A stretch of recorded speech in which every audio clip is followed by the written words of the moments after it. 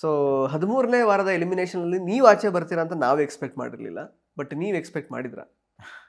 ಸ್ಟಾರ್ಟಿಂಗಲ್ಲಿ ಅನ್ಕೊಂಡಿರ್ಲಿಲ್ಲ. ಈಗ ರೀಸೆಂಟಾಗಿ ಸ್ವಲ್ಪ ಕಾನ್ಫಿಡೆಂಟ್ ಆಗಿದ್ದೆ ಫಿನಾಲೆವರೆಗೂ ಹೋಗ್ತೀನಿ ಅಂತ. ಬಟ್ ಎಲ್ಲೋ ಆ ಪರ್ಟಿಕ್ಯುಲರ್ ಡೇ, ಎವಿಕ್ಷನ್ ಡೇ, ಸ್ವಲ್ಪ ಎಲ್ಲೋ ಮನ್ಸಲ್ಲಿ ಅನ್ನಿಸ್ತಾ ಇತ್ತು, ಒಂದು ಗಟ್ ಫೀಲಿಂಗ್ ಇತ್ತು, ಮೇ ಬಿ ಇವತ್ತು ಹೋಗ್ಬೋದೇನೋ ಅಂತ ಅನ್ನಿಸ್ತಿತ್ತು. ಈವನ್ ನಾನು ಮುಂಚೆನೂ ಹೇಳ್ದಂಗೆ ಅದು ಬೆಳಿಗ್ಗೆ ಎದ್ದ ತಕ್ಷಣ ಬಂದ್ಬಿಟ್ಟಲ್ಲಿ ಡೈನಿಂಗ್ ಏರಿಯಾದಲ್ಲೆಲ್ಲ ನಿಂತ್ಕೊಂಡೆ. ಅದಾದ್ಮೇಲೆ ಎಲ್ರ ಜೊತೆ ಕಾನ್ವರ್ಸೇಷನ್ ಮಾಡುವಾಗಲೂ ಎಲ್ಲೋ ಈ ಮೂಮೆಂಟಲ್ಲಿ ನಾನು ಹೋದ್ರೆ ಇವ್ರನ್ನೆಲ್ಲ ಮಿಸ್ ಮಾಡ್ಕೋತೀನಿ ಅನ್ನೋ ಫೀಲಿಂಗ್ ಬಂತು. ಸೊ ಎಕ್ಸ್ಪೆಕ್ಟ್ ಮಾಡಿರ್ಲಿಲ್ಲ, ಬಟ್ ಇತ್ತು. ಮೋಸ್ಟ್ಲಿ ರಾಶಿಕಾ ಅವ್ರ ಜೊತೆ ಮಾತಾಡಿರ್ತಿದ್ರೆ ಇರ್ತಿದ್ರೇನೋ ಒಳಗೆ.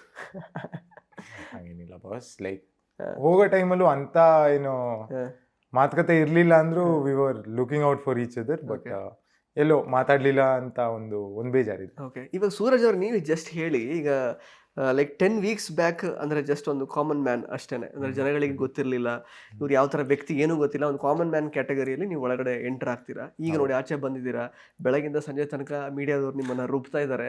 ಸೊ ಹೆಂಗೆ ಅನ್ನಿಸ್ತಾ ಇದೆ ಈ ಎಕ್ಸ್ಪೋಜರು ಇದೆಲ್ಲ ನೋಡುವಾಗ? ಲೈಕ್ ಯಾವುದಕ್ಕೂ ನಾನು ಪ್ರಿಪೇರ್ ಆಗಿರ್ಲಿಲ್ಲ, ಆಗ ಟೈಮು ಕೂಡ ಸಿಕ್ಕಿರ್ಲಿಲ್ಲ.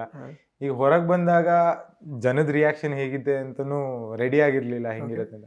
ಇನ್ನೂ ನಾನು ಪಬ್ಲಿಕ್ ಎಲ್ಲೂ ಹೋಗಿಲ್ಲ, ಮನೆಗೆ ಹೋದೆ, ಡೈರೆಕ್ಟ್ ಆಗಿ ಇಲ್ಲಿಗೆ ಬಂದೆ. ಈಗ ಮೀಡಿಯಾ ಇಂಟ್ರಾಕ್ಷನ್ ಅಲ್ಲೂ ಬೆಳಿಗ್ಗೆಯಿಂದ ಮಾತಾಡ್ತಾನೇ ಇದ್ದೀನಿ, ಚೂರು ಟಯರ್ಡ್ ಆಗ್ಬಿಟ್ಟಿದ್ದೀನಿ ಅದರಿಂದ. ಬಟ್ ಸ್ಟಾರ್ಟಿಂಗ್ ಅಲ್ಲಿ ಎಲ್ಲೋ ನನ್ಗೆ ಅಷ್ಟು ಕಾನ್ಫಿಡೆಂಟ್ ಆಗಿ ಮಾತಾಡ್ಬೋದು ಅಂತ ನಾನು ಅನ್ಕೊಂಡಿರ್ಲಿಲ್ಲ. ಬಟ್ ಇವಾಗ ಮನೆಗೆ ಹೋಗಿ ಬಂದಾದ್ಮೇಲೆ ಅಲ್ಲಿ ಪ್ರತಿ ಸತಿನೂ ಎಲ್ರ ಜೊತೆ ಮಾತಾಡಿ ಅಲ್ಲಿ ಒಂದು ಕ್ಯಾಮ್ರಾಸ್ ಎಲ್ಲ ಕಡೆ ಇರ್ತಿತ್ತು. ಈಗ ಪ್ರಿಟಿ ಕಾನ್ಫಿಡೆಂಟ್ ಆಗಿದ್ದೀನಿ. ಆ್ಯಂಡ್ ಆಲ್ಸೋ ಇಷ್ಟೊಂದು ಅಟೆನ್ಷನ್ ಸಿಗ್ತಿರೋದು ಒಂಥರ ಹೊಸದಾಗಿ ಅನ್ನಿಸ್ತಾ ಇದೆ. ಸೊ ಅಟೆನ್ಷನ್ ಡೆಫಿನೆಟ್ಲಿ ಸಿಗೋದಕ್ಕೆ ಅರ್ಹರು, ಬಿಕಾಸ್ 19,000 ಸಮಥಿಂಗ್ ಏನೋ ನಿಮ್ಮ ಫಾಲೋವರ್ಸ್ ಇದ್ರು ಇನ್ಸ್ಟಾಗ್ರಾಮ್. ಈಗ ಆಚೆ ಹೋಗುವಾಗ ಆಲ್ಮೋಸ್ಟ್ 2,20,000 ಸಮಥಿಂಗ್ ಏನೋ ಆಗಿದ್ದಾರೆ. 2,80,000 ಹೋಗಿ 2,80,000 ನೋಡಿ, ಅಂದರೆ ಅದು ನೋಡುವಾಗ ಅಂದರೆ ಗಂಟೆಗಳು ಕಳೆಯುವಾಗ ಜಾಸ್ತಿ ಆಗ್ತಾ ಇದ್ದಾರೆ ಫಾಲೋವರ್ಸು.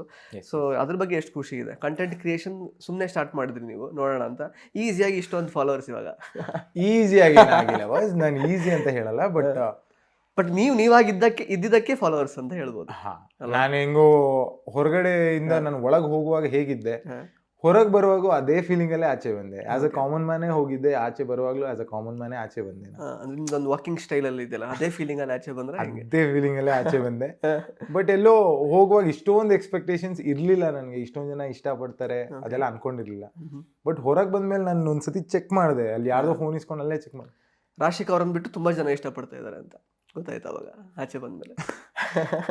ಬಂದ್ ಚೆಕ್ ಮಾಡಿದಾಗ ನೋಡ್ತೀನಿ, ಓಕೆ, ಚಿಕ್ಕ ಮಕ್ಳಿಂದ ಹಿಡಿದು ಫುಲ್ ಹಿರೀಕರವರೆಗೂ ಎಲ್ಲಾರ್ಗು ಇಷ್ಟ ಆಗಿದ್ದೀನಿ ಅಂತ ನಂಗೆ ಗೊತ್ತಾಯ್ತು ಅಲ್ಲಿ ನೋಡಿದಾಗ. ಬಟ್ ತುಂಬಾನೇ ಖುಷಿ ಆಯ್ತು.